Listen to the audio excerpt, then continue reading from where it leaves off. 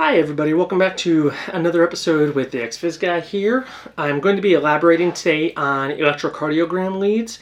I've done one video talking about limb lead placements, your leads 1, 2, 3, and your augmented leads, your AVR, AVL, and AVF.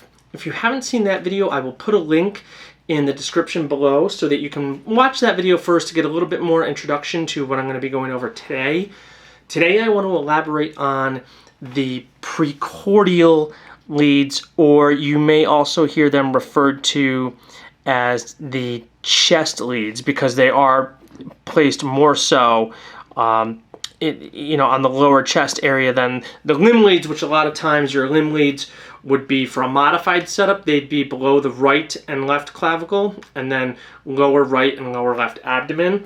Or in purely in a laboratory setting, they're going to be right wrist, right ankle, left ankle. Now, your precordial leads give you a sort of not a three-dimensional look per se of certain areas of the heart, but they give you a more transverse view rather than just your limb leads, which give you a two-dimensional flat look like this. The precordial leads will give you a transverse look. So a more of a cross horizontal. If you want to think of it as three-dimensional, that's fine, but basically, and I'll explain it when we get there, but this lead V5 would be giving us a very specific look at the electrical impulse traveling towards this section of the heart. So your precordial leads are always going to try to go in the intercostal spaces. Now, on the board up here, this is a very poorly drawn, I apologize, I'm not an artist, but the shaded in areas are solid bone. So your clavicles up here, sternum down here, and then ribs coming off of either side. And in between those ribs, you have intercostal spaces. Intercostal spaces are made up of mostly soft tissue, muscle, tendon, some cartilage. And we want the electrodes to be placed in the intercostal spaces because the muscle and the soft tissue versus bone are going to have different impedance signals, and we're going to get different readouts on our EKG if we place it on a bone versus the actual soft tissue. And when you're using a 12-lead electrocardiogram for diagnostic purposes, it becomes crucial. I mean, really the most crucial part in setting up a 12-lead electrocardiogram is the preparation. The skin should be prepped properly, and these precordial leads really should be placed very accurately. I mean, you should really take your time and place these. But anyway, there's going to be 6 of them, and your V1 is where you're going to start. That'll go on the right side, 4th intercostal space, just to the right of the sternum. Then you'll go your lead V2. Lead V2 is also going to be 4th intercostal space, 1, 2, 3, 4, just to the left of the sternum. Now, typically, there's a couple different ways you can go about it from here. A lot of people will skip V3 and go right to V4 because you have a few more landmarks that you can use to really get the spot down.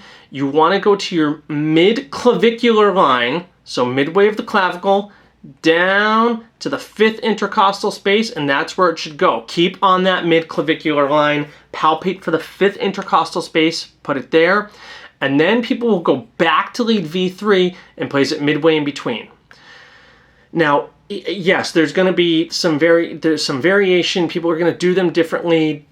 This picture is not drawn to scale. These really should all be on intercostal spaces, and there's going to be, I know I'm going to get some people that are going to comment and say, well, the ribs, they curve upwards like this. And yes, they do. So you have to imagine these wrapping around the body.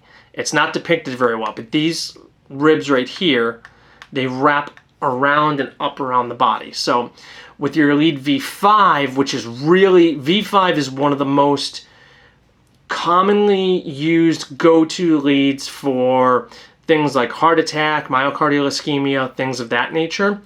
You want to go to your anterior axillary line. Now, your axillary line is the line where if you imagine a pole going straight through your shoulder and down to the floor, that would be your axillary line. So your mid-axillary line would be would be in the middle of that, okay? And sorry, V5 goes on the anterior axillary line, not the mid-axillary. So let me repeat that.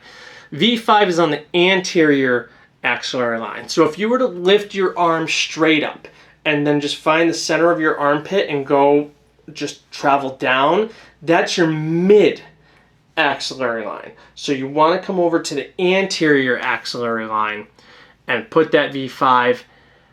Now this is where it gets a little tricky. A lot of times they're going to say same level as V4, or they might say fifth intercostal space. And a lot of times if you do put it on the same level as V4, you might run into rib, because again, this rib is going to curve upward. Now, same thing with V6, mid-axillary line, same level as V4, you might run into rib. Your specific facilities, wherever you are, will have a set way that they do it. Follow that way. So these precordial leads, they're V1, V2, V3, V4, V5, and V6. I know this is not the best graphic representation. It's not the best picture. I'm not the best artist. I apologize for that. I hope that this gives some kind of a good idea of where they go. If I can ever do a live video of putting them on, I will. But I have another half to the whiteboard that is drawn out that I want to bring in. So let me bring that up now. Okay, everyone. So here is the full whiteboard. We just went over this side, lead placements, precordial leads V1 through V6. But I want to go over also a graphic representation on the leads as well. Now, with the circle that I have down here, there are all the limb leads in here. There are no precordial leads. However, if you look at the graph above, you can see where the precordial leads would line up with the limb leads. Now, I did this so that everyone could kind of get an understanding that lead V5, your electrical impulse generally travels from right atrium down to left ventricle, right? It goes diagonal like this, diagonal like this, diagonal like this. So when you look at a 12-lead EKG, your lead 2, right, because your positive end is down here, same with the V5, positive end down there, you should have positive inflections and high voltages in those leads. So anywhere, if your bulk of electrical impulses are coming in anywhere in here for this circle, so look at the green numbers, 0, these are degrees. So you imagine this, just like, your geometry back in high school, 0 degrees, 30 degrees, 60, 90, 120, 150, and then this should say 180 over here. And on the top would be some negatives, negative 30, negative 60, negative 90, negative 120, negative 150. Now what they do with this, you may not see this often, but I think it actually gives us a really good understanding of what's happening with the electrical signal in the heart. Just imagine this circle is a heart, and you got your right atrium up here, left ventricle down here. The electrical signal should travel from the SA node up here down to the left ventricle down here, right towards lead 2, towards V5, V4, and generally away from things like AVR, possibly your V1. You might get a little bit negative there, which is normal. But anywhere in this area from -30 to +120 is considered normal. That's considered a normal electrical impulse, and the bulk of the ventricles down here are what are contracting and are ejecting the blood. So that's considered normal. Now, if the bulk of your electrical current, say, is traveling towards the negative end of lead 3, that's not good. That's what we may call, so if you see this little green arrow, anywhere in the -30 to -90, that's called left anterior axis deviation. Left axis deviation, not left anterior, sorry. And that just means that the signal is skewed slightly.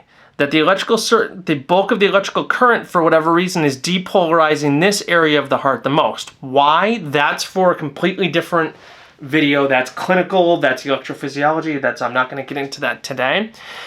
But what you would see is you would see a big negative deflection on lead 3 because that's where the bulk of the area of depolarization is going, towards the negative pole of lead 3. So that's basically, in a sense, the electrophysiology of an EKG. If there's a positive inflection, that means that the electrical signal is traveling towards the positive end of that lead. That is why on all normal 12-lead EKGs, you should see everything that you see in lead 2 should look exactly the same in lead AVR, only it should be flipped upside down because the electrical current is traveling towards the negative pole of lead AVR. So that is one way that you can use to see if you are calibrated correctly or to see if you have a big problem. So for instance, if your AVR, if your P waves, QRSs, if you're positive in lead AVR and you're calibrated and set up correctly, then you are in what's called extreme right axis deviation. That means for some reason, the bulk of the electrical current is depolarizing this area of the heart, and that's what's working the most. And that's really not a good, that's a sign that something is wrong. It could mean that all this tissue over here is dead from some kind of massive heart attack, or, you know, any one of a number of different things. So I hope that having these kind of graphs together give you a good idea of the precordial leads, where they go, what they're looking at. Again, you should be positive on your EKGs. In just about V3, V4, you might be biphasic, which means you might have your QRSs might be both, you know, it'll look something like this. You'll have a positive and a negative. That's called biphasic. That's okay. But V5, V6, those should be generally positive. And so, and you can measure, I can do another video if everybody wants, just solely on access and how to calculate access deviation. It's not difficult to there's a lot of steps to it, but I hope this was a good explanation of precordial leads. If anybody wants me to elaborate, please just leave a comment, or if you want me to do a spin-off of this, also let me know. Again, I'll have the link to my other video on leads down in the descriptions. Okay, bye.